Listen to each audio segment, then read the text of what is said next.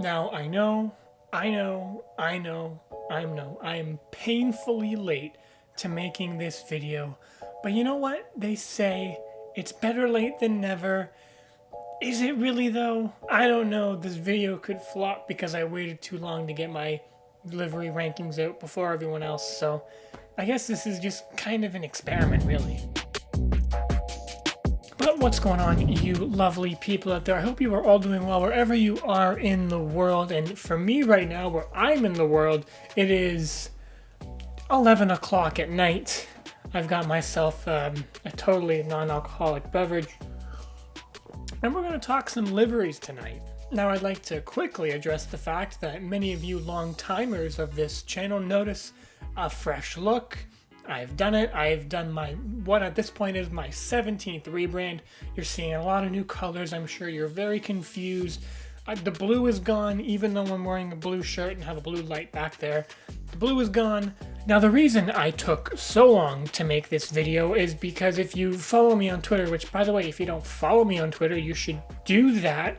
I'll leave the link in the description below as always, but I posted over there the fact that I really don't want to do my livery rankings videos until we see the cars out on track for testing.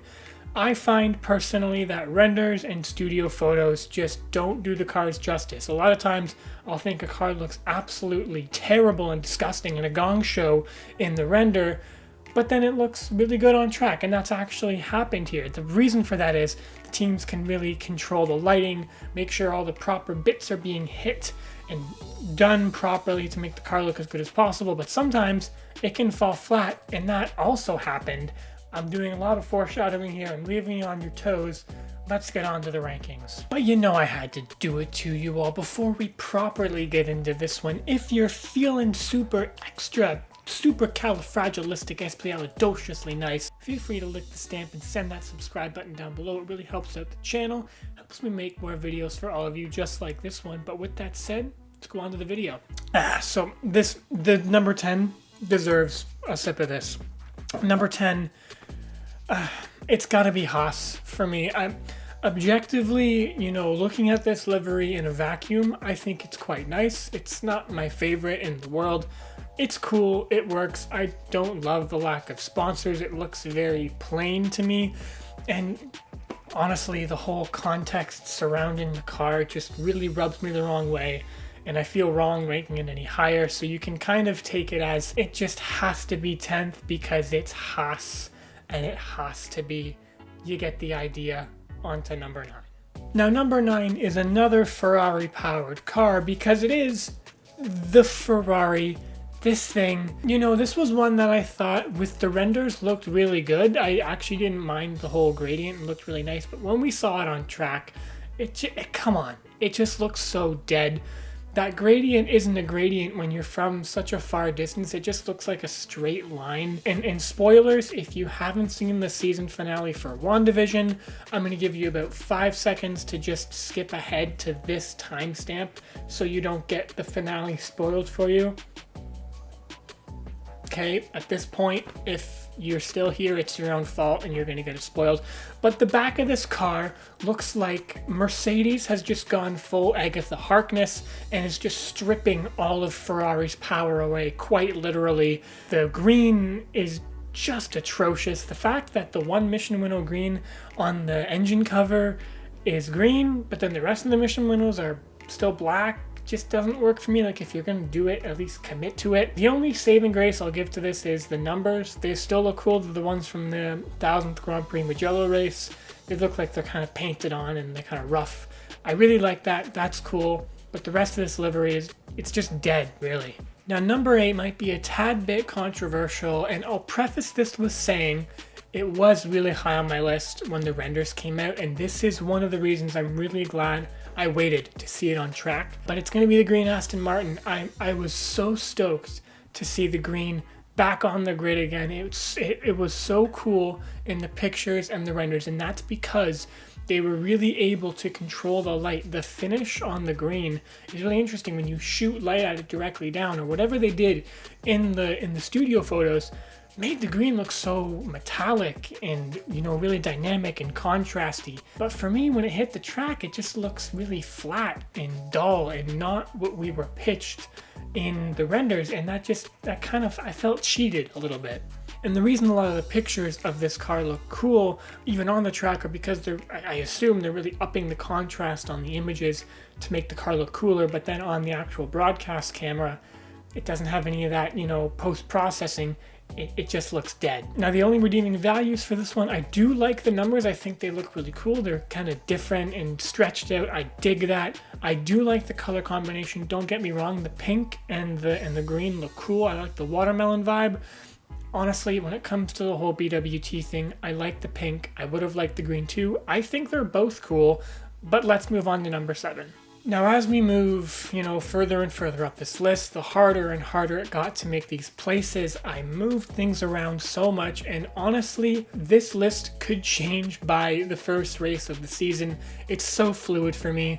But number 7's got to be the Mercedes. I really, really, really want to rate this one higher, but I just can't, because the problem is they stayed somewhat stagnant, while also the AMG sticker bomb kind of detracts it for me. I don't hate it, but I definitely prefer the stars, and the liveries ahead of it just got so much better, and Mercedes just didn't really keep up. I still love the black Mercedes this year. It looks super slick and cool. I love the outline numbers. Those are awesome.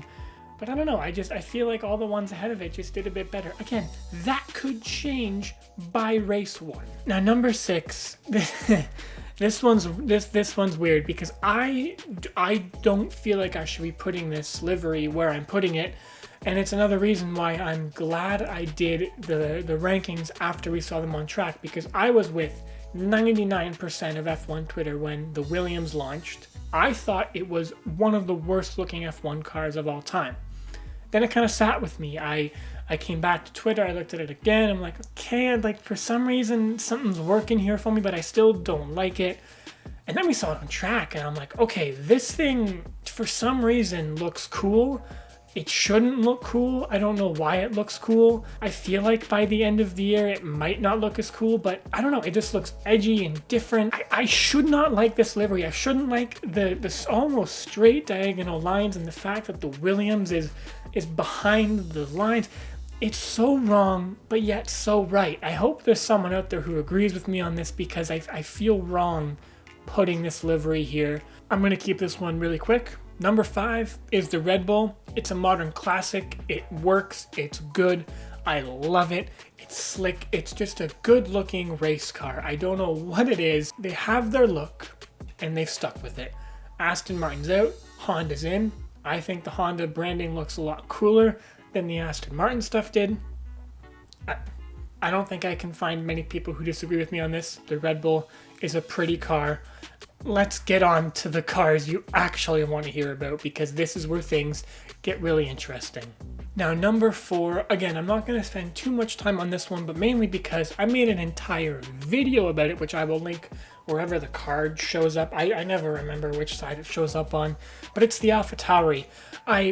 This thing, by far the most improved livery of 2021. Last year, it was one of my least favorite. It was gross.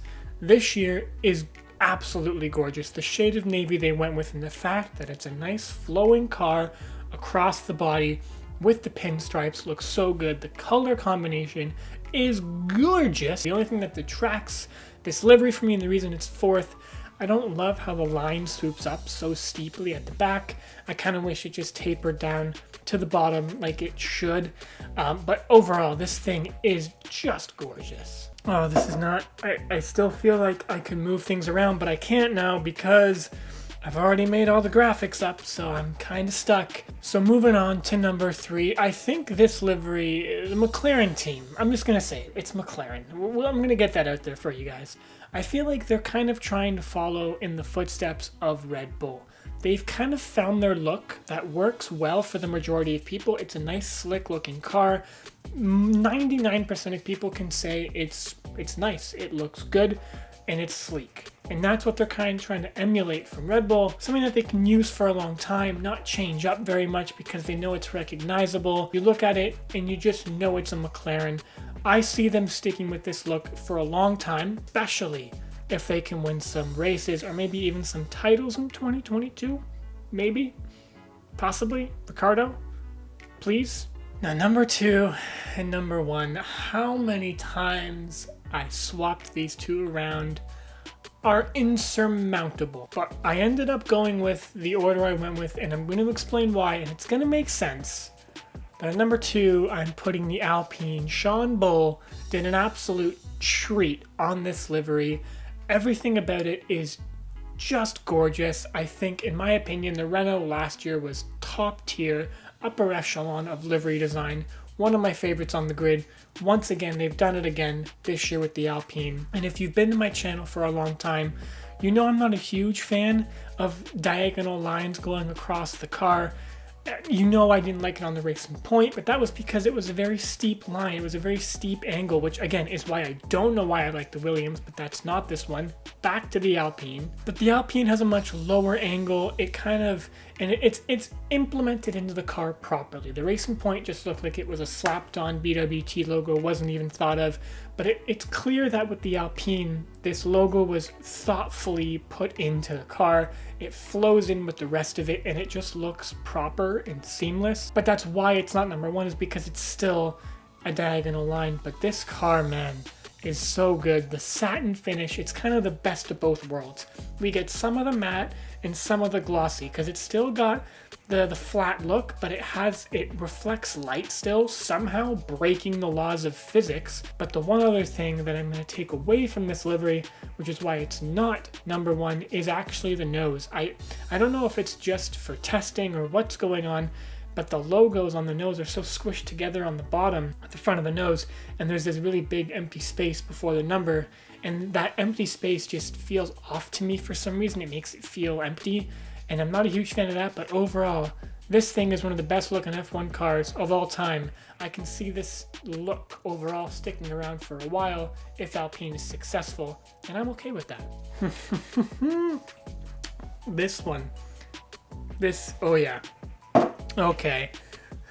The 2021 Alfa Romeo is an absolute all-timer. Like, I'm pretty sure if I need to compile a list of these, but I'm pretty sure it's gonna crack my top 5 liveries of all time. It's just got everything I love in a car. It's got the flowing lines, the color scheme is perfect. They did something different with that red this year. It's much deeper, and the finish they put on it is almost metallic. I don't quite know how to explain it, but sometimes the way the light catches it, it's sexy. That's the only way I can put it. And that little dash of green with the clover is just gorgeous. Every time I look at this car, I get those butterflies in my stomach. It's so beautiful. And what I really think sells this car as well as the Alpine, but mainly this one, is it really captures the essence of the Alfa Romeo brand. When you buy an Alfa Romeo road car, you feel like you're buying something that's classy and sleek. It makes you feel like you're almost royalty. And that's the vibe that this livery gives off for me. It's just so good. But there you have it, my 2021 ranked liveries, all of them compiled from worst to best. That's probably going to change multiple times throughout the season, but that's where I have it for now. I'd love to hear what you guys think of my list in the comments below, as well as what you think of the liveries yourselves. What are your top 10s? I would love to hear that down there. And also feel free to lick the stamp, send that subscribe button down below, drop a big old like if you really liked it, and don't miss the apex.